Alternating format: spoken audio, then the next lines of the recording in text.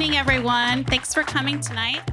We're really looking forward to having this conversation with you guys. We're going to do introductions, and I'm going to have all of our panelists introduce themselves. We'll just go down the line, starting with Keli.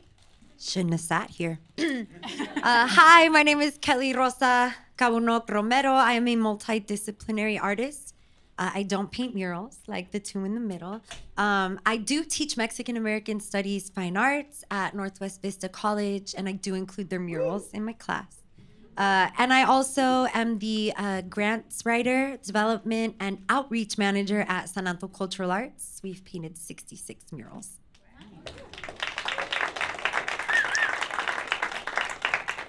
Hi, everybody. My name is Hernandez Burwell. I am a painter, muralist / artist. I have a bachelor in fine arts with a minor in history. I'm originally from Laredo, Texas, but I got here as fast as I could.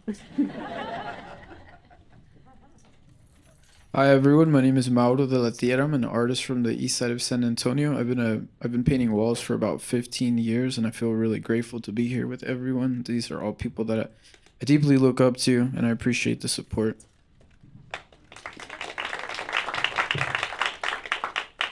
I'm Andi Rodriguez. I'm the Vice President of Cultural Placemaking at Centro San Antonio. And back in 2020, we founded the Art Everywhere project, which is designed to put artists to work in public spaces. And just as kind of a small introduction to you guys, if we can see you a little bit, who here tonight attending is a muralist? A few hands. So that means the rest of you guys are admirers of muralists, which is great, and help make murals happen just by admiring them. So thank you for that. So we're going to start off with some questions. And like I said, if you have any questions for the panel yourself, please come up and stand at the microphone. So just as a question for everybody, I would like to ask if you remember the first mural you saw that resonated with you and what made that particular piece stand out. So Keli, since I put you on the spot next, I'm going to go to Andi first. And I'm not even an artist. This sounds so crazy, but this was in my kindergarten class, and I remember just seeing this big, beautiful, and it had tigers and elephants and I think dragons, but it was so huge and it was so beautiful. And I really felt like it told a story to me, a special story that only I understood. And it was just so magical. And I think the other thing is that it was big and we could all look at it together. And anyway, it struck me. And from then on, I love things like that we can all share together. I think so many of us, our artistic journey started in elementary school and those cafeteria wall murals out there. So that's great. Eat more fruit. Yeah. Mauro? So my introduction to murals was graffiti, and so I grew up in the inner city, and one of my earliest memories in adolescence is kind of just like walking downtown. So I can't really narrow it down to like a specific mural, but I do remember an artist that definitely influenced like kind of like the possibility that you could break outside of letters and things like that. His name was French. He was in a crew called Laws. And I feel like that definitely inspired me a lot as an adolescent and showed me that there's like infinite possibilities on what you can do with spray paint. Mm-hmm. And then how much longer till you picked up your first can of spray paint after that? I think I was about 15 years old. Oh. Nice. Anna? Mine was a little later in life. I didn't really discover like art until like my late 20s. So the first one that really, I guess, just knocked the winds out of me was when we went to Mexico City for a study abroad for Mexican muralism. Keli was there, and we got to see Diego Rivera's History of Mexico at the National Palace, and it was we had the entire building to ourselves, and it was just breathtaking. You just don't get tired of seeing it. It just swallows you whole, and it was incredible just to see something greater than yourself, and yeah, that was the first one that inspired me. That's a good one. So I grew up in California. Don't hate me. I've been here for a long time already. But a barrio Naslan is a barrio Naslan, right? That's the Southwest. And I remember being in like elementary school in Santana which is 84% Mexican, and it's super segregated, both like where people live and economically. And I was walking home from school, and there was this really amazing mural of Emiliano Zapata. And it also had like the Mexican flag and like a couple indigenous like deities. And I thought it was really cool because I didn't see myself in school, in the books, right? I saw myself in the classroom. Everyone else was Mexican. But I didn't see myself in the books or in artwork. And that was the first time. And I remember stopping and standing there for a little bit and just being awestruck. And I think it was aerosol. I think it was spray paint too. So yeah, que viva Zapata. And so, you know, kind of talking about the process of creating a mural for our artists first. Can you guys talk about like what your creative process is and maybe how that differs from maybe doing a painting in your studio versus creating a mural? Anna, I'm going to pick you first. Oh, okay. So when I start a mural, usually, well, it depends on who's commissioning it. I like to do a deep dive and just kind of like obsess myself with every single detail of like information that the mural is going to be about. Just like inundate myself with images.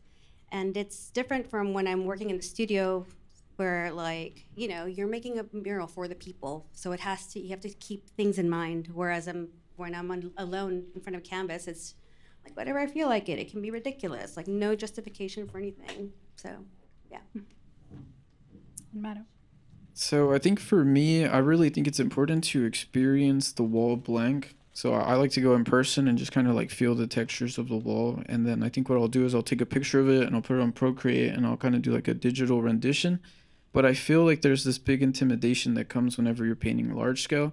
And so this is kind of weird, but I'll get a can of spray paint and it kind of just like loosely create gestures that kind of align the mural concept. And I think that once I have that like scribble, it kind of helps me realize that it's not so like daunting to approach it.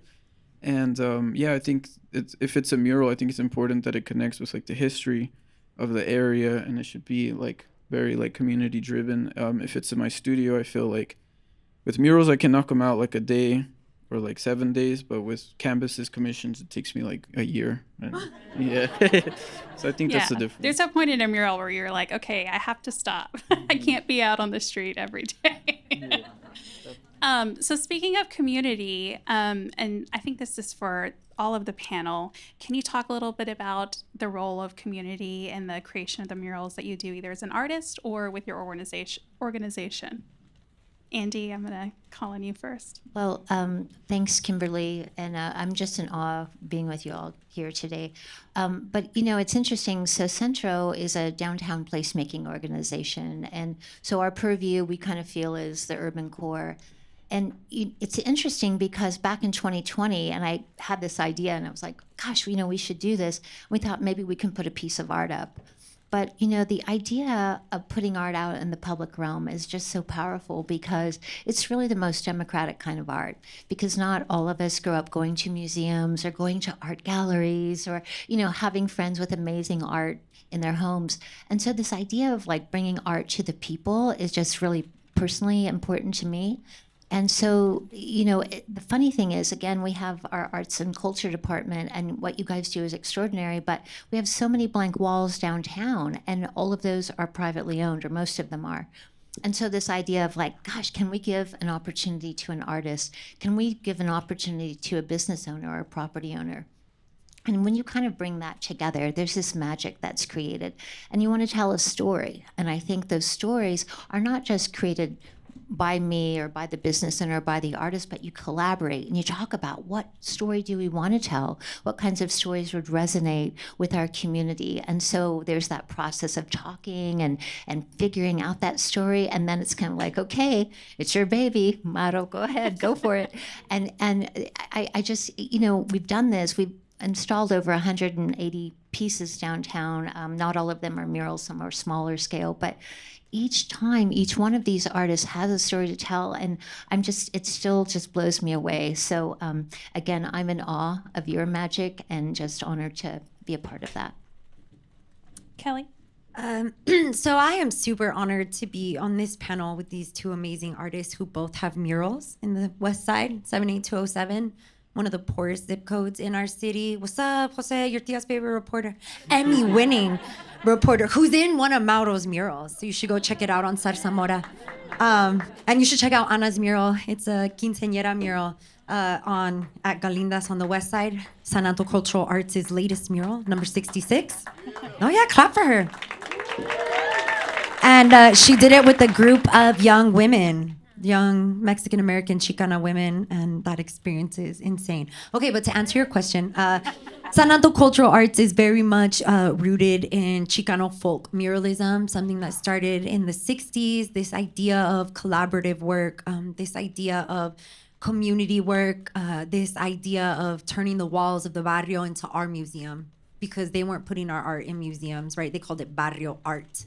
They called it taqueria art. They said, how am I supposed to ensure trash, right? And so we stand on the shoulders of these amazing collectives like ASCO, like the Royal Chicano Air Force, Malaf, right? These amazing collectives.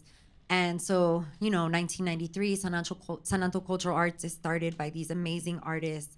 And they do it in this community way, the same way that our elders, right, in the beginning of the Chicano movement did that. And they also looked to the Mexican muralism renaissance, right, shortly after the revolution, where there was this renaissance in muralism and this idea to tell a story of a people that were never represented, right, indigenous people. And the mural Ana was talking about, it is really overwhelming. It's huge. It's like 3 stories. And so San Anto Cultural Arts doesn't paint murals like anyone else. We have a community process, right? The artists, we select them based on have they volunteered with us? Are they doing work in the community? Are they down and brown? And so I'm really proud to say both of these artists are down and brown, and they've done some really amazing work. And so San Anto Cultural Arts has community meetings and a whole mural crew who paints our murals. There's always a lead artist, right? But the imagery comes from the comunidad, and we have 1 meeting, 2 meetings, 3 meetings, 4 meetings, and the artists come with renderings and drafts, and sometimes the comunidad is like, nah, that wasn't it, right? And they have to switch it up. But I think it's this incredible process. We call them paintbrush warriors. We're able to involve multi-generational community members to come and paint the wall, right? Sometimes they let me paint, sometimes. And it's this community process, and we're so proud of the 66 murals that we have, most in the West Side, but we also have some by Fredericksburg. We also have some on the East Side. And we're really proud to mostly work in disenfranchised communities because they deserve representation and they deserve fine arts in places that are accessible to them. We want the kids to walk home and see themselves in these murals. So come paint with us if you're an artist, or even if you're not an artist, we have open paint days. Come paint with us. It's really fun. If y'all haven't gone, you need to go.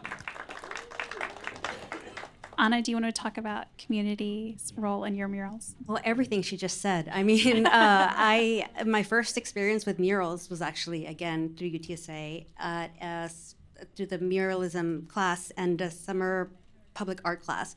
I'd never heard of a place like San Anto. You had they give classes to the children. They provide, leadership roles. They give artists like a start to volunteer, and they pay them well for the murals, Yeah. Pay your artists yes. well. Yeah. So, I mean, everything I know about murals I learned in San Anto. And the whole thing about community, the meetings, getting to know the neighborhood, the fact that their murals don't get graffitied on because they feel an ownership. It's theirs. They had a say in what was going to go on their walls. It's just incredible. Yeah. But the experience of the community, it's just so important to involve everybody. This is the art for the people. You want them to have a say. And yeah, sometimes they hate your ideas and you have to start again. But it's a beautiful collaborative process. Mauro? Honestly, I'm kind of speechless right now. I feel like everything y'all said was so breathtaking, and I felt like it really aligned with what I try to represent. I don't know that I can really add anything else, but just say the importance that there should be representation in our murals. So we're going to move on to some individual questions here. Keli, I know you talked a lot about San Anto's long history of murals on the west side. Can you talk about, and you're an art historian, can you talk about the importance of murals in the history of San Antonio and also just Chicano history? Yeah, so like I said, right, in the beginning of the Chicano movement, it really was kind of like a clap back to these museums, like the LA Museum of Art, right? And groups like ASCO tagged their names on that museum, and technically that was the first Chicano art in a legit museum. And so, you know, this goes back all the way to the 60s, and these collectives that had very little resources, right? They were able to create these murals, and it's such an honor to be able to continue that creation of murals. And you know, I think our murals tell the history of San Antonio. We have one called Líderes de la Comunidad, and it features Emma Tenayuca. If you don't know, Google it. Also, I did a short documentary for middle schoolers, so if you're a teacher, please look that up. And we also try to incorporate lesson plans, right? Ana did an amazing mural of Vanessa Guillen on Chichos, the fruit place. And there's a QR code that you can scan, and it has this amazing free curriculum for teachers with symbolism of Chicano art and what that means. And, you know, our murals tell the stories that go all the way back to our indigenous stories, and they connect them to present day. And so our youth are able to learn their history that they're not learning in school, right? And I think it's so important to tell those histories. All of our murals tend to be like a slice of life, right? If you're into anime. And they tell these stories, right? And they empower the youth, and it's something that they grow up seeing. ¿Verdad, Jose? Yep. And so the murals are this positive influence, right? Like 8 Stages in the Life of a Chicana really influences and inspires young women who are not in the art scene as much as they should be, right? There was one or two collectives back in the day, Mujeres Muralistas. And you know, when I teach Mexican American studies, I make it a point to use not only the historical art, but like modern art. I'll use some of Ana's murals. I'm excited this semester to use Mauro's new mural. I use all kinds of the murals, you know, Rudy Herrera, No Mas Studios, right? All the boys and ladies over there with Marco, who's doing great work in the community. I think me and Ana went to take a spray paint class. It was hard, y'all. It was actually very hard. Right? We were just there, like, props to Mauro, man. Because you think you just be like, and like, no, there's a whole technique. And, you know, just being able to offer classes like that, right, in the community. Ana also taught our youth a couple summers ago and this summer. And she does this amazing work with them that they're able to experience that they probably wouldn't get in their schools because they keep cutting artwork. And so in one way, we're supplementing the educational system that's failing our students because they're not represented. And so many of the folks with San Anto have gone from going to the community paint days, growing up with the organization, and then coming back and serving as artists. So it's Crystal Tames was supposed to be here. She's our preservation manager, and she grew up at San Anto. And it's amazing to see, you know, she was a teenager painting on paint days, and she just came up, and she's an incredible artist, but she got sick. Yeah, so send her buenas energías, and I'm trying to just do my best to fill in for She's doing great. Amazing artist. And, you know, Crystal is very much committed to San Anto. If somebody does tag a mural or it gets, like, yeah, graffitied or something like that, Crystal will legit go out there and paint, like repaint it herself. She's constantly talking to wall owners, right, to get these agreements. And I think she's just so incredible, chingona to the max. So if you're not following her on Instagram, if you're not following any of these amazing artists on Instagram, you should. So, yeah. So Andi, speaking of agreements with wall owners, can you talk a little bit about, in your role at Centro, how you kind of foster creativity for artists and building that relationship between the property owners and the artists? Yes. First of all, I also wanted to share out. Keli, I took my son to a Anto. My son is 27 now, and he was so blown away, and we met so many wonderful artists, and it is such an extraordinary experience. So I want to just invite and share all you, because Anto Cultural Arts, what you guys do is extraordinary, and it actually was a really huge part of my inspiration for what we were trying to do at Centro. And so Centro obviously is downtown. It's in a historic district. And so again, I don't make art. I try to create opportunities for artists, for people like you guys, for Anto, for Ana, for Mauro, because it's important to see these stories out there. And so my job's actually pretty boring, and I'm very annoying, as many people know. But, you know, you go up to a building owner and you're like, hey, I have this great idea. You have a great wall. Would you like an artist? Because there are so many artists out here. And so finally, you know, you go and you do that. And I'm there. I had one story. I visited them 17 times and kept leaving my card. Hey, call me, call me, call me. And finally, one day I went in, they're like, yeah, actually, she's right here. And we came to an agreement and got this amazing Ashley Valentine Garza, I don't know if you all know her, but she's extraordinary. And I was looking for a wall for her. She said, please find me a wall. Please find me a wall. And so these little stories mean so much to me personally, but it's also kind of boring. But you have to do legal agreements. You have to create trust with the property owner. You have to make sure everyone's insured.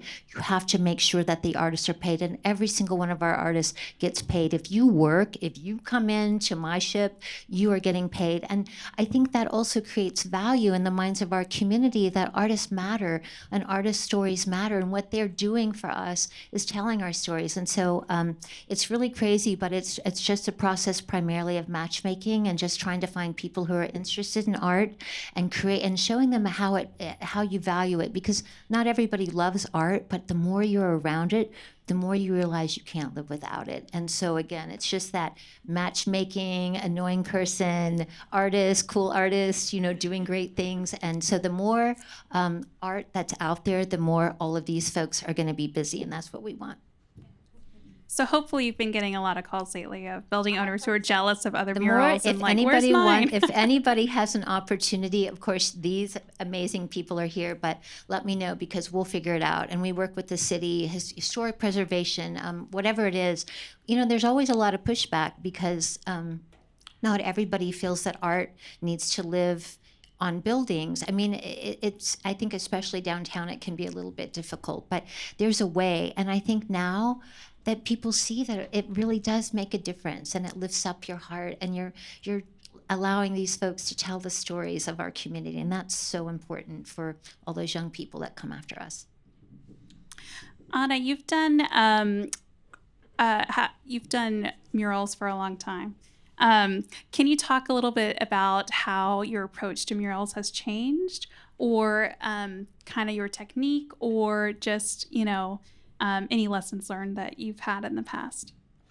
Well, it's one lesson that I have to just mention before. If you paint on a really hot wall, it doesn't stay as well as it should. So just, yeah.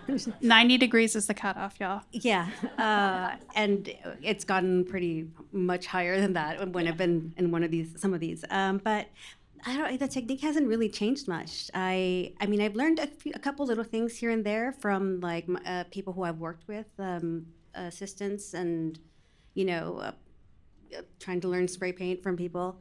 But it's stayed basically the same. I mean, the approach, the only thing that I can say that maybe that changes is depending on who is commissioning it. So I've done a lot of memorial murals, and that just kind of happen, you know, that I just kind of get offered. And, you know, obviously when it's somebody who has passed, you get to know the person through the family member's eyes.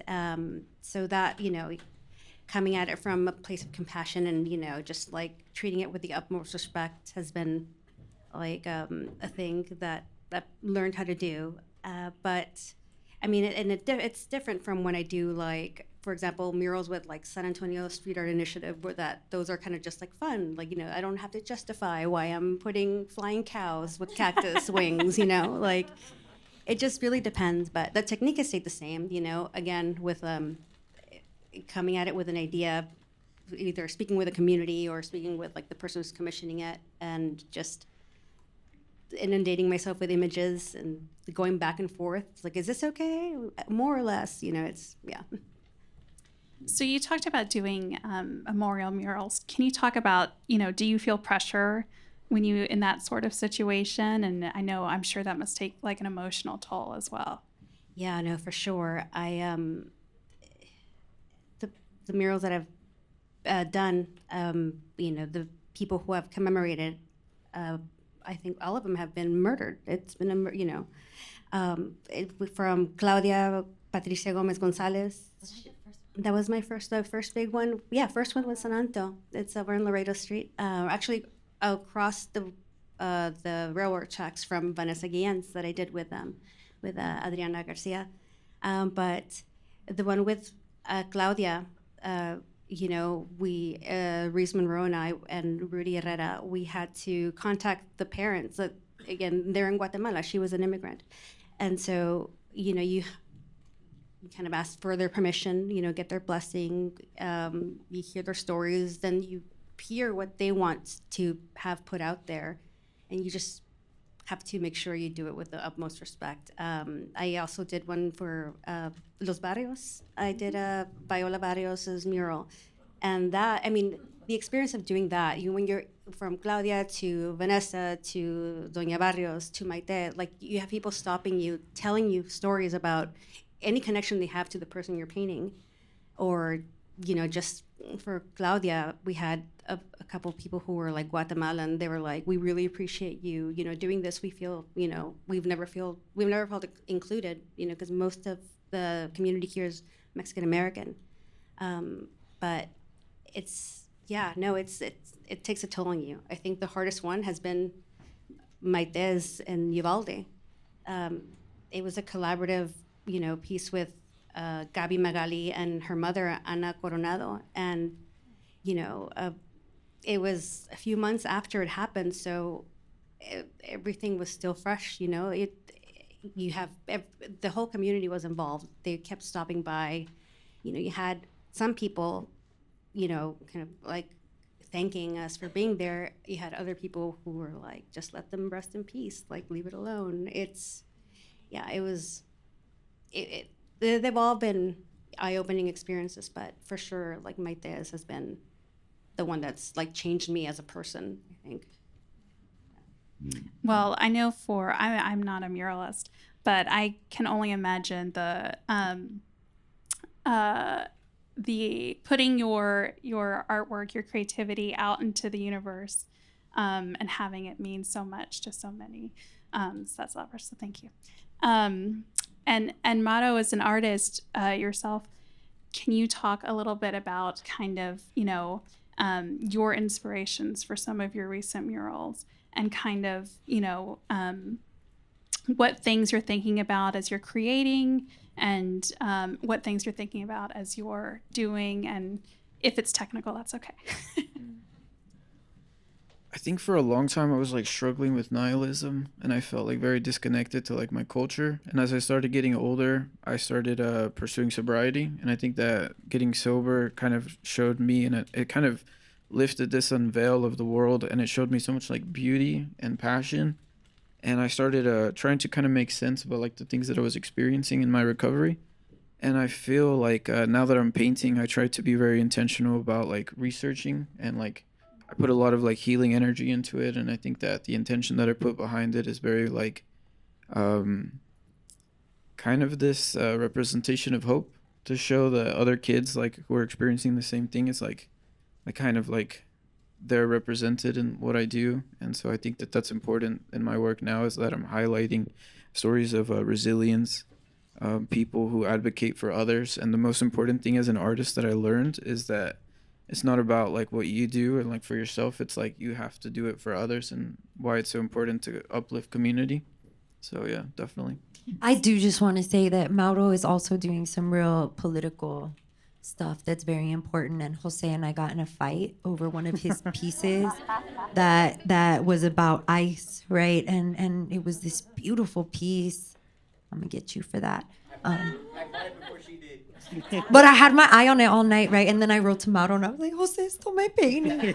But I love seeing that, you know, that mindfulness in artists where they're able to say things that we as people probably couldn't say. So shout out to Mauro for that. Thank Beautiful you so painting. Much. Appreciate it. I'm gonna break into your house. Well, and I think, you know, when we were talking about the first murals that kind of resonated with you, all of them are tied to emotional responses. And so I think that, you know, the subject matter that you guys have talked a little bit about, you know, for many people, murals are a way to get that history lesson, to get the current news of the day in a more visual and, you know, something tied to the emotions rather than just reading words on a piece of paper. Anna, you talked a little bit about challenges, but I wanted to ask, you know, Andi, do you have challenges that you faced or lessons learned with working at Centro and kind of working with those private property owners? You know, I think every day is filled with challenges. We all have them. But, you know, I think artists have to make art, you know, and if you ask any of these people here, it's like, you can't not make art. And so not being an artist, sorry, I just get really emotional, but it's like, we have to provide these opportunities. So I think it's that every day you get out there and you're like, okay, you know, put on a happy face. And, you know, my department, I'm a department of one, and we're not funded. So I have to go out and find the money because artists need to be paid and figuring it out. But every day when you get those yeses and you see this overwhelming joy on artists' faces, it's so worth it. So I think that giving artists opportunity, that is my number one goal. And I'm really fortunate because there are, you know, private folks, you know, private citizens that help make that happen, and that trust that we establish with building owners, with the city, with all of those people that want to say no. The easiest answer is no, but you have to flip it. And you're like, hey, guess what? It's a yes until I get a no. So I'm assuming it's a yes. And, you know, sometimes you go out there and you're like, we are going to make art. And of course, it's not me personally, but, you know, it's like I feel fortunate to be in the company of these folks. But then we also have private citizens. And one of the things that we have done, we opened just next door this little La Zona pop-up gallery. And Mauro's going to have a show there in November. And so we just give it. Thank you to very generous folks who own these properties and who trust us and who say, guess what? I believe in art. I believe in what you guys are doing. So let's put more of it out there, because the more that's out there, the more you feel comfortable with it and you're not afraid. And I think that when you talk about challenges, that's, I think, probably the biggest thing that I've faced is that people don't understand the power of art, and they don't understand why would anyone want to do this? Why do we need it? But the more that you see it, the more you understand its magic and the magic that artists possess. And so, you know what? It's, you know, every challenge is an opportunity. And I feel like I've learned so much through those challenges. So thank you. Yeah, you just need to show them how easy it is.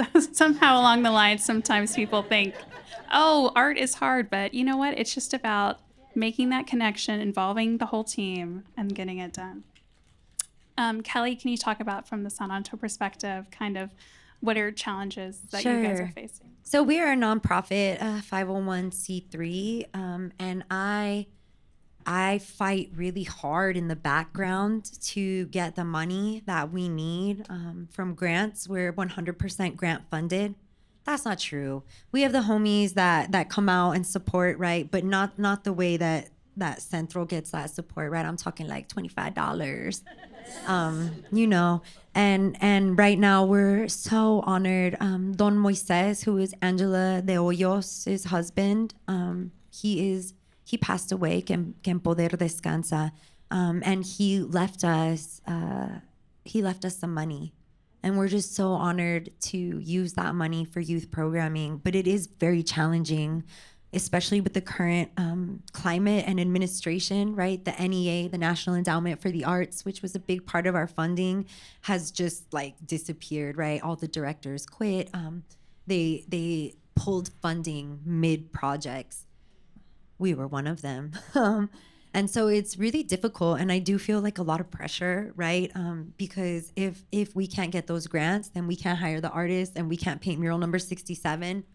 And also, one of the challenges we're facing right now is branching out into foundation funding and corporate funding, because, you know, if Toyota's gonna be here and do all of that, then give me some money. Yeah. Valero, USAA. I got a whole list, right? And so, and I agree with the not taking no for an answer, right? Like, we will go to, I'm sure a lot of you know that our Música de San Antonio mural was whitewashed, right? All you know. And it was one of our biggest murals, and it was a commemorative mural honoring musicians like Rudy Garabay, also our founder, right? Manny. And, you know, just like going to the new wall owner and being like, hello, Mr. Mike, and really trying to convince them, and then get like contracts where they sign and, you know, we're able to do the mural. And then we want them to be good stewards. We want them to take care of the murals, right? We want them to call us if something happens. And shout out to Guadalupe Lumber. They were amazing. They put lights for our murals, right? And so, but it is really challenging, especially in this administration, this climate. It's very difficult, right, to get the funding that we usually get. And you know, 78207 is one of the poorest zip codes. And people are so disenfranchised, and it's so important, right? We run youth programming. If you have any kids ages 9 to 13, we have after-school programming from 3:30 to 5:30. It's completely free. And we teach the kids all mediums of art, right? Anna's been there. I hope to have Mauro there soon. You know, we've done aerosol classes. We want to meet the kids where they're at, but it's so challenging, right? It's so challenging because it takes so much, right? Like, our murals cost $20,000, $60,000, and you know, just the pressure as a grant writer to not only get that money, but to make sure that we're meeting the stipulations in the grant, that they're getting sign-in sheets. Remember the sign-in sheets? The sign-in sheets. I'm so crazy about them, right? And making sure that we have photo release forms from the people so we can like tug at the heartstrings of Kronsky and these big organizations, right? And for me, I don't paint, right? And I feel like this is my granito de sal, right? My little way of supporting these artists, because they're amazing. And I'm the kind of girl that will like go on Instagram and ask around, like, who's coming up right now and who needs support and who can come and be a part of our team. But I gotta find the money for that, right? We also have a literacy and barrio newspaper. Come check out our barrio newspaper. It's called El Placazo. And if you have teenagers in high school or early college students, we have a free gratuito Placazo program where we are able to pay young people, youth, to write and to submit their artwork, and we're giving them a sense of agency, right? And again, gotta get the grant money to do that. And so I do feel a lot of pressure, and these challenges are, you know, you gotta really, you know, hundreds of people apply to these same grants, and how do you make yourself unique? And how do you tug at their heartstrings and these foundations to be like, hey, this work is important, especially right now. We've lost DEI. We're losing Mexican American studies classes left and right. And so we have to fill that gap and make sure that our youth have that. But it's definitely challenging, right? It's also challenging, like we're fighting video games and, you know, just being out in the street, right? And doing stuff like that. And so, you know, but it's amazing work, and we feel so blessed. And if you ever want to come and donate, Pancho Claus is coming up, where we're able to give like legit good toys to about 500 families on the west side that otherwise wouldn't have a Christmas. So we're very soon we'll be accepting toys and donations for toys. come help us out, come volunteer. We're always looking for volunteers. Like, just get in where you fit in and help us face these challenges. We also did a really cool Know Your Rights workshop recently for the youth. We want them to know their rights when ICE knocks on their door. We want them to know their rights to peaceful protest. And we're able to use art to educate, agitate, empower. And I think that's really important. Stop it. Mauro, do you have any challenges that you're facing or lessons learned that you've learned recently? So whenever I approach a mural, I try to make sure that I'm exploring like new color palettes or like new techniques. A big challenge I learned is that I'm not good at painting portraits. I feel like that's been a big lesson for me, is like kind of trying to develop like more artistic skills. I didn't really have like traditional art school. So I feel like I kind of just like threw myself, and a lot of the stuff that I've learned was just like working on the streets. And I hear about, like programs like San Antonio Cultural Arts, and I feel like I wish I had that as a kid, because that would have been like the right guidance and I would have gone a whole different path. So I would love to volunteer, and I would love to connect with the youth that is involved. And I think the big challenge too is just like learning to be adaptable. I've always been kind of a survivor, so I feel like each project comes with its own trials and errors, and I think it's good to carry a sense of grace for yourself too, because it's like you're doing your best, and I feel like that's all you can do, Yeah, absolutely. So you mentioned that you do aerosol murals. Have you always done aerosol, or did you experiment with different techniques? So I like to do mixed media. I think that spray paint is my favorite, just because it's like such a chaotic medium, and I feel like it's super fast. But I think now that I'm kind of getting more into alternative murals that are more like community driven and like kind of feature portraits, I've been getting into just more like brushing and stuff like that. But I think spray paint will always have my heart, That's great. And just a reminder, if you guys have questions for the panel, just line up at the microphone, and you can feel free to ask. So my next question is talking about, what is something that you wish the folks in this room, the general public, knew about either making murals, maintaining murals. What should folks know that they sometimes don't? I was gonna say That it costs money. So much money. So much money. And there's a lot that goes into it. That's not just like, okay, here's my idea. I have this great idea. Can you just put this here? There's a lot of planning, a lot of, I mean, you can speak better to this. So like, I don't know how to paint a mural, but I sure know how to produce a mural. I sure know how to get them up there. I sure know how to order the right supplies. I know a lot about spray paint now, right? Because we've been doing adult spray paint classes. What up? Come through. And we partner with Noma Studios, and I think that's really cool, right? But what I want to really tell people is you have ownership of the art in your neighborhoods, and you don't have to know how to paint to come and paint with us. I always feel so bad for y'all because you have to touch up after community days, especially with the kids, right? And I always feel so bad, but it's such an important part of the process, right? To let the community feel like they're involved in the process, like they have put their mark on the wall. And if you check out our murals, there's always like this big long list of people, right, who have participated. And I think that I wish people would know that there's so much that goes into these processes, right? Like, these artists are amazing, and I don't ever want them to worry about anything other than sign-in sheets and painting, right?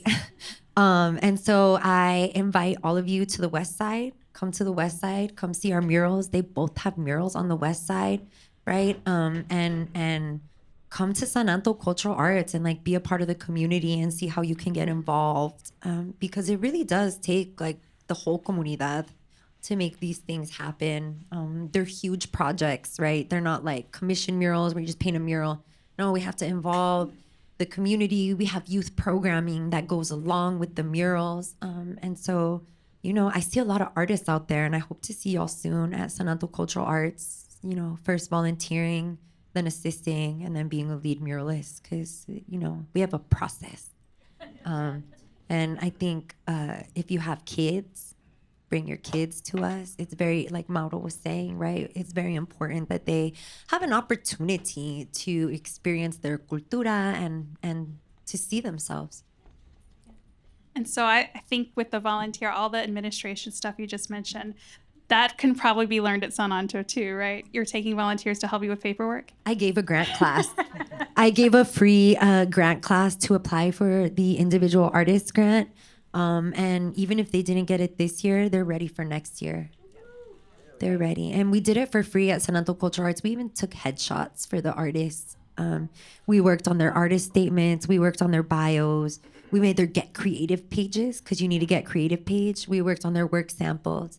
And it was such a humbling experience for me, but it was also amazing to see these artists, you know, have agency and learn like how to get grants and learn all that kind of stuff. And we also gave a free art class by us for us at San Anto Cultural Arts. It was called Consafos, Chicano Art 101. We're going to do it again, so I hope y'all come through. And just making things accessible to the public for free. Andi? I just wanted to add, and I so admire that we are not in competition because we don't get grants. What we do is go directly to the building owners, and then we can say, hey, Keli, guess what? You know, Mauro, Ana. But it's really interesting what you had said about the care and you know, in regard to art, because that is one of the most important things, because these things are treasures. And so every day I get a call, oh, it's chipped, oh, someone did something or whatever. But that care and that love that you give to your art is so important. But I love what you said, Keli. Thanks. So we have a few folks lining up. Ashley, would you like to ask your question? Heyo. So my question is, I want to hear stories on the wall. I want, so like the public will come through and community. Can you guys share one or both, an unhinged story, chisme inspired, or an inspiring one? Thank you. Or even like one you've heard, like from somebody else.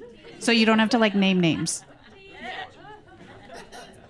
Man, I'll give some chisme, some real good chisme. Like sometimes, you know, because San Anto Cultural Arts, we own the rights to our images, and that's in the contracts with the artists, and that's so that we can take care of them with grant money, etc. But sometimes, you know, things go wrong, and artists think that that was their image, and they try to take possession of a mural.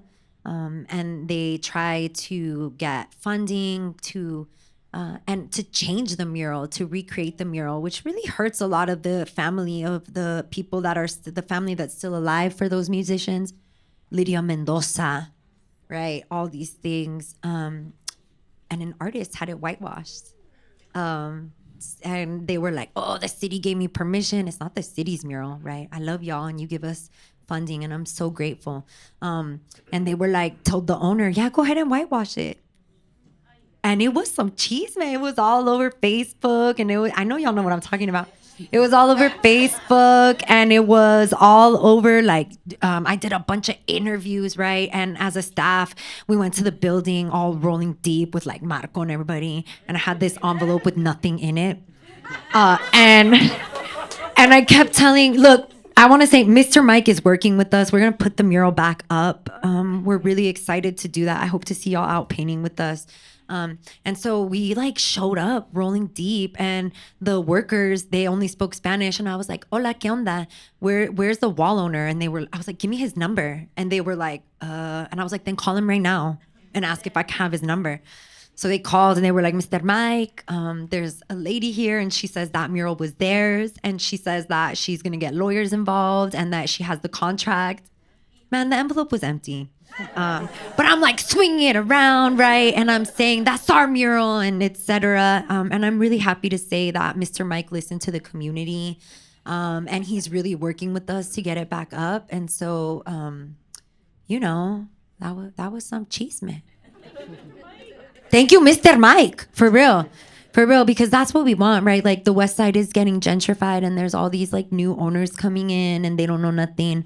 And I feel real bad for Mr. Mike because he's totally like manipulated and given wrong information. hold that chisme. On our motto, any interesting stories as you're painting murals? No. No comment. Yeah, no comment.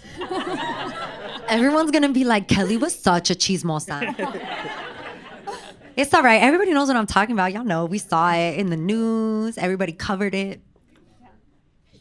Well, we have some more questions, so we'll get to our next question answer. Hi, y'all. I'm a student at St. Mary's, and I was wondering, I know y'all work with UTSA. You mentioned that a couple times, which is wonderful. Do y'all ever interact with some of the smaller universities in San Antonio, like St. Mary's, like Lady of the Lake and some of those? Or have you in the past? We have with Our Lady of the Lake, UTSA, Alamo Colleges. I'd love to collaborate with St. Mary's. What's up? Y'all want a mural? I have like no authority, but yeah. Right? And that's how we roll, right? Like if you want a mural in your college or, you know, in your community center or whatever, like come tell us. It might take a couple years because grants, but come tell us. Yeah. And we haven't worked with y'all, but as Keli had mentioned, I think just asking, and we have open calls, so we don't actually commission murals, but we have open calls that provide opportunities. So if you have students or somebody who does want one, you know, apply to the open call because I think that's the best way to get opportunity. Cool. Thank you. Albert? Amazing artist himself. You can find his wasabi art everywhere. Okay, so for the producers and for the artists, what would be your dream wall in the city, and what would that mural be of, and why? I think about this all the time. I want these big walls that are on meaningful buildings on the west side. I would love to cover walls on the east side, not west facing. You never want a west facing wall. Or south. Because the sun, etc., right? I would say one building that I really have my eye on, it's the not the Bacilla Frog. It's that one on Zarzamora and Martin. Is it Bacilla Frog? The one they're restoring? Yeah, that one. I would love to put a mural all over that one because it's like 2 stories and it has like all the sides except the front with the windows. And so, man, that'd be so awesome. I did this one like summer mentor with the city a few years back, and we had to do this project where we put a mural. I don't know the name of the building, but it's on Broadway, and it's like high up there. And what would I put on there? I don't know, something silly. I don't know, like fried eggs, a Barbie, something that's just like, what is that doing there? Yeah. So I think I was really inspired by Rudy Herrera, the mural that he has. I think it's the Frederick Building. He's awesome. The Crest building Crest we building, put up that's right, in yeah. 2020. Yeah. That one is beautiful. And then also Albert has a mural. It's kind of by Travis Park, and it's outside of a church, right? I think that seeing those, like the magnitude of the size of those murals, I would love to get a mural somewhere downtown. And I think what I would want to do is I would want to do like the creation story of the Anaguana River. So I would probably want like a narrative piece that honors like the indigenous people of the land and talks about spirituality and like just like the real Let's history do mural of San number Antonio. 68. Let's do it. I'm super down. I would love that. Yeah. You gotta wait a couple years though, porque like I said, the funding, etc. Of course. I'll help advocate whatever we need to do too.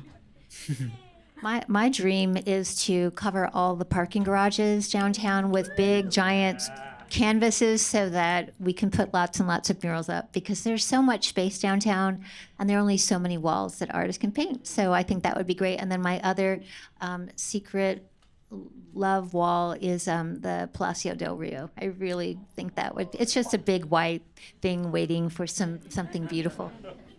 Thank you. Hi, I'm Antonio Coffey. I guess what I want to ask, and I know y'all been like touching it at points, but for just your average everyday citizen, what is the best way we can help support muralists and murals throughout the city, and like what are those action items that we can do? You can definitely come and volunteer, right? That's something that's free. You can come to our events. We had a barrio block party where Jose and I were dunked in a dunk tank. It was real fun, along with some other artists. So please come to our events. Check out our website. We have all 66 murals. Oh, wait, we might not have 66, but like 64 up there, so you can check it out. Also, humble donations of toys. Oh, also, we feed the kids after school. And so sometimes people come through with like Costco-sized chips or like a box of yogurt, right? We're always looking for donations for our after-school program for snacks. We love snacks.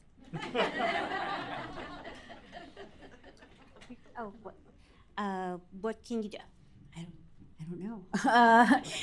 Yeah, I mean, support the organizations that support the artists for sure. Take them tacos. Yeah. And Gatorade. Yes. It's hot. That always helps. Yes, it was really nice. I never eat so well than when I'm working on a San Anto mural. I mean, the community will come by like 3 times a day and bring like plates of food and like bags of goodies. I mean, that also helps too.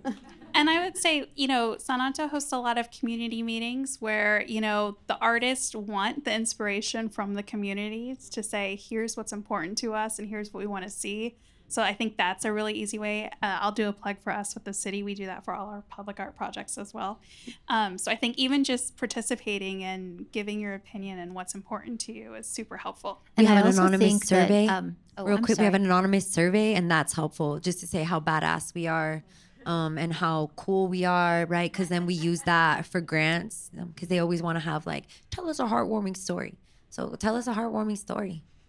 I also think going to businesses, if you see a wall and the business owner, tell them they need a mural.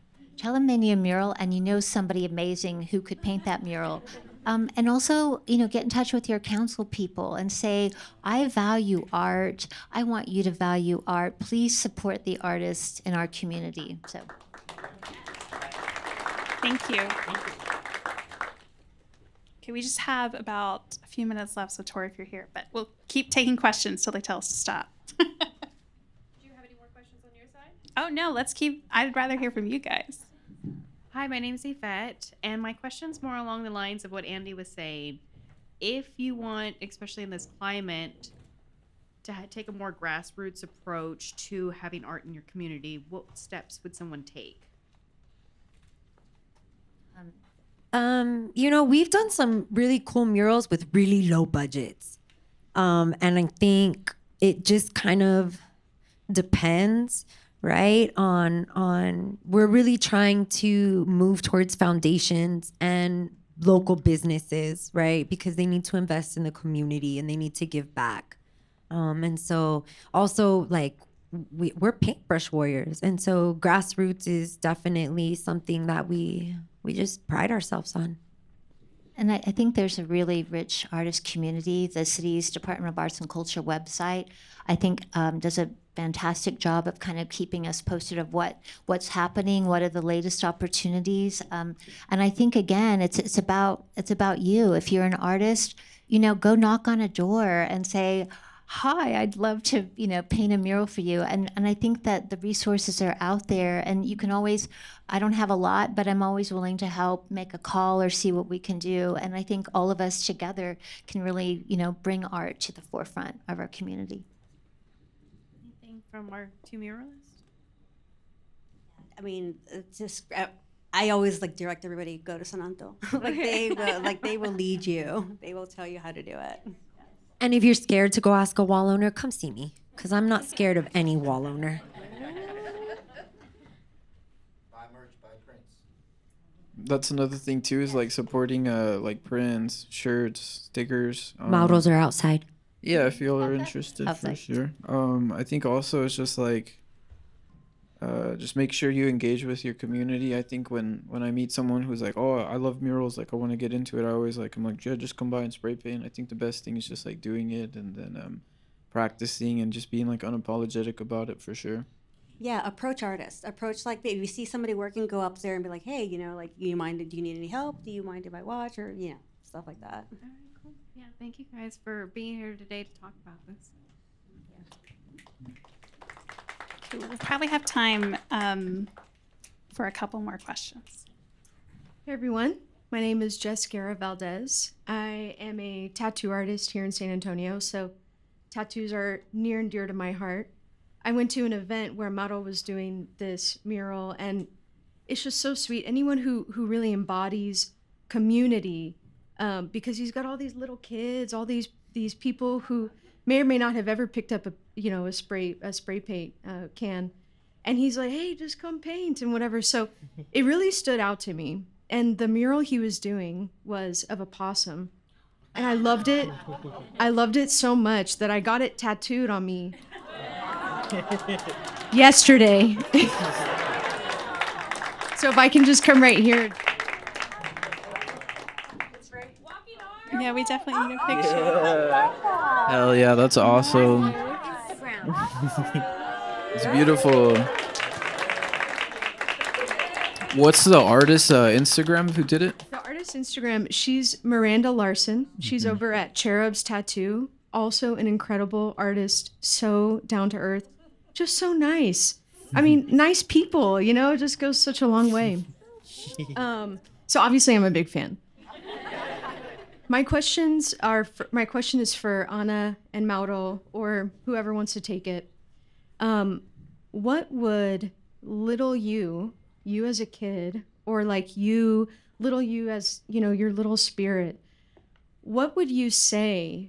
What would you feel? How would you feel if little you got to see where you are now, the murals you're doing, even the fact that you're here right now with all of us? Oh my God. She probably wouldn't believe it. I didn't even know this was an option up until like my mid-20s, that this was like an actual career choice. I think she would be surprised and ecstatic. She was like, yeah, she would be very proud of me, for sure. I grew up in a really lower income neighborhood, so I never thought that doing art or murals was a possibility. I always thought it was just kind of something that I was passionate about, and eventually I would just kind of retire. And so like as a young kid, I remember just kind of thinking that my life path was either just like petty crime, being a construction worker, or like working at a restaurant. So that was really instilled for me in a long time. And I think that when I met Albert Gonzalez, I think that showed me that there was like possibility. And I think that he was someone who really took the time to say like, hey, you have a lot of potential, like you should do this. And I feel like I think it took a long time for me to find like that confidence and to believing in myself. So if I was like looking at myself now, I'd probably be like, whoa, why did you get face tattoos,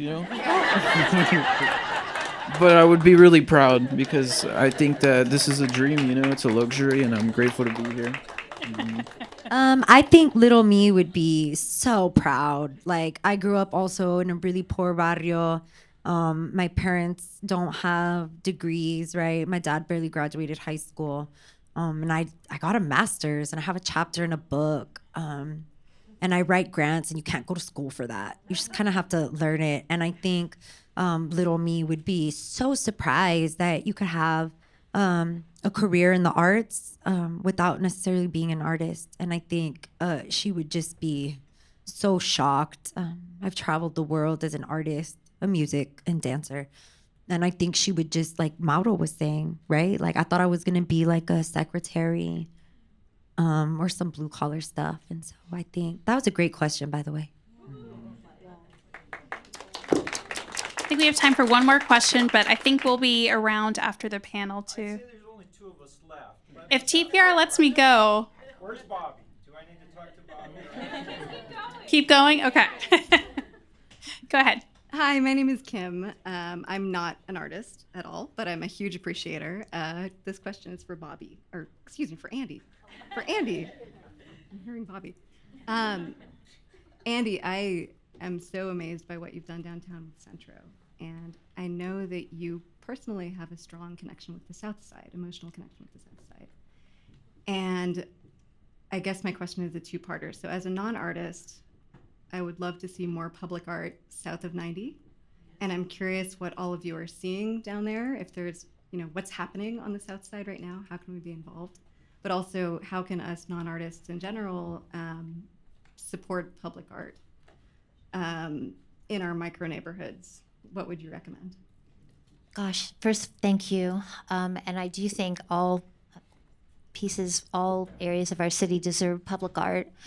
What San Anto has done on the west side, that you guys were our model. We wanted to bring that downtown, and we want to bring it to the south side. We want to bring it to the east side. I think that it's happening. And I think the south side is happening. The south side is the south side. And there are great things happening. Space C7 Gallery, Echo Bridge, Freight, 1906. There are all kinds of things that are happening, I think, but they're individually artist driven. And so I think supporting your local arts community, supporting artists, going to art shows, going to openings. I mean, it's one of those things that it takes time, but I think that support that we show our artists shows that we care about art. In your micro neighborhoods, I think, again, with your neighborhood association, with your community, you get together and you support an artist to create some art on a building. Find some, again, like you said, $25 makes a difference. And find people, like me or like us who are like, yeah, let's do this. I don't know how, but let's do it. But I think, again, most importantly, the love and care and desire that you'd mentioned. I think that's the biggest part of it. And if every one of us here could go out and touch 5 people to make it happen, we could really make a difference in our community. Also, first Friday and second Saturday, I think Mauro just did a really amazing, was it Saturday or Friday? Saturday. Second Saturday? Second Saturday. I think is where he painted the possum. Oh yeah. Right? Where's that? Where? Yeah, it was a temporary one, right, at Noma Studios, but they're right there by 1906, and they do first Friday and second Saturday. Come through and support the artists. They're selling their stuff. I'd love to see you there. And Blue Star and Noma. It's like all close right there. You can like walk around and make it a whole night. What? First Thursdays is a thing now too. So yeah, follow us on the south side, Uplift Gallery, Albert's Gallery. Uplift Gallery. Trebla. Go visit Albert. But also follow us on Instagram. Like follow all of us on Instagram because we're constantly posting like Mauro's events. Take out your phones and follow us right now. Mine is KELI_Rosa. Or follow us at San Anto Cultural Arts too. I run their social media. What's up? Hey folks, semi-retired, long committed arts advocate. Shout out to Stacey. Yeah, old school Stacey, but no longer there, which is even more exciting. For me, not for Stacey, context-wise, but what I want to say is still as a person who works to raise money for organizations, that if you don't ask the question, the answer will always be no. So you got to ask the question. And I know, Keli, you asked the questions. So as somebody who really believes in collective impact and collective power, because we have city folks here, we have Centro folks here, we have development folks here, we have other folks in the room, the thing that we need to recognize, and I think we all know, is that both the Chicano civil rights and arts movement started on the west side of San Antonio. And seriously, y'all, seriously. And the other piece about it, too, is that outside of the amazing work San Anto does, and Manny was a good friend of mine before he passed away, but the context is the Casiano homes, Anastasio Torres and Juan Hernandez started that program with city funds in the late 70s and early 80s, and then the funding ran out. When you look at the east side, when you look at what San Anto does, when you look at the Centro Murals, the city, through hotel motel tax and other funding that has no impact on the most vulnerable in our city, could fund mural tours in San Antonio to go through the Casiano homes, to go through the west side of San Antonio and see all the San Anto murals, to go to Centro and the east side and the south side and talk about the fact that everything that defines a really important part of our culture was born on the west side of San Antonio. So everybody think about doing that and being part of that commitment. Our executive director is right there, Quali Reina, and he also does, the really hard job of leading our organization. So. Oh my gosh, I'm gonna start giving bike mural tours again. And so come through, ride a bike. I go real slow, don't worry. Okay, our last question. Well, I'll go on that tour. I need to put some air in my tires, but I'll be there. My name is Anthony Rose, and I run a creative studio called United by Design. Just moved back from Houston after 8 years being there, but I'm from San Antonio, and I'm back now. So really excited to get reintegrated with the art community here. But my question is for you all. I mean, I have seen so many different ways that artists have found ways to create sustainability for themselves through finding different methods of revenue. And I just think that with all the artists and creatives in here, I'd love to know how you all kind of sustain yourselves outside of just murals. Is there anything else that you all do to create revenue for yourselves? I have a gallery that represents me. It's an Arte Gallery on Broadway in Alamo Heights. They will take all my silly drawings and turn them into money. That's the one thing that I do. Another thing is, like sometimes I teach classes. I don't do prints, but yeah, like with paintings and any gig that comes up, you kind of just take it. Mauro? So the main source of income that I get is from murals, but I don't always have like projects lined up. So I think that I've always been kind of just like a DIY artist. So I'm very intentional about just like kind of like planting seeds in other cities. Right now I'm curating a secret gallery in Albuquerque, New Mexico. So I think it's important to build bridges with different communities. And just like, I think another thing too is like, for me, I like to sell prints and stickers just because it's like a little more accessible for people. Not everyone can afford like an original painting. And I feel fortunate enough to where like I get a lot of commissions from people, like mostly on Instagram, honestly. And I paint a lot of like weird stuff, and people are into it. So that's very cool, you know. So I follow you. I'm a big fan of yours as well. Also, French is my boy. Oh, We're hell both yeah. Laws crew. Awesome. So I'll talk to you later about Nice, that. that's awesome. Also, welcome back to San Antonio. Thank you, and thank you all for standing up here and speaking and producing artwork and giving opportunities for artists, and then also being artists yourself and putting yourself out there and expressing yourself. Thank you. I do just want to say there are so many grants out there for individual artists, and like y'all got to apply, man, because it's tax-free money. It's usually trust-based reporting, right? And I think both of you are incredible candidates for that. Come see me, man. Let's get y'all some individual artist grants. So thanks for those questions, guys. We're just going to I want to give everyone up here a quick 30 seconds to talk about any upcoming events or things that are happening in your artistic life. Please come to our after school program. Send your kids, tell your friends that have kids. Come and check out El Placazo. Submit an article, man. Submit a poem. And lastly, we have Pancho Claus coming up.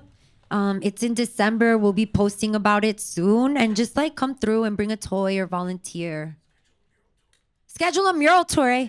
Come through, and I could do it on a bike. We could do it walking. And like John said, right, it's a great way to see the beauty that these underserved communities can have, the resilience, and how we do it from like nothing. I have an upcoming group show on September 5th. It's titled Courage, and there's a lot of variations of different languages. So it's by the New York Foundation for the Arts Immigrants Artist Mentorship Program. There's 26 artists, mentors and like local artists that we have this like mentorship where they teach us the ways. And we're going to be showing at the Russell Hill Rogers Galleries at Southwest School of Art, or now UTSA. September 5th. 6 to 8. Thank you.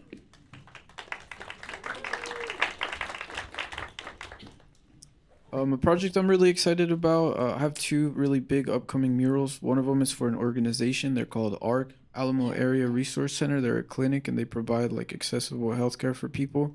In particular, they help a lot of HIV long-term survivors. So I actually got commissioned to create a mural, and it's going to be a narrative piece that talks about like the history of San Antonio, and it's going to be at the Dakota Ice House on the east side. So shout out east side. Yeah. And another thing that I'm super, super excited about is getting to be an assistant for San Antonio Cultural Arts. We're going to be doing a mural at San Antonio Youth, and it's a school. And we're going to work directly with like the students and stuff, and I'm very privileged, and I feel a lot of honor and gratitude for the project. And Mauro's show at La Zona, 337 West Commerce, will be in November.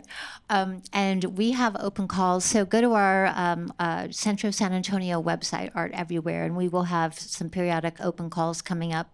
One, I think, at the end of September, one in October. And these are some good walls. And again, you will be paid directly from the building owners themselves. So we don't need grants. We just need you to apply. If you need help with your application, call me. And I'll just do a shout out for our department. If you are an artist and have not created an artist registry on our website, this is a free way to put your art and your contact information out there so people can give you a call for that opportunity. We also have an events calendar where anybody is free to put on an event, upload, intern your own event. And that way, when people Google what's there to do in San Antonio this weekend, you can go and visit. So thank you guys all for your participation here tonight. It's been a really fun conversation, really meaningful.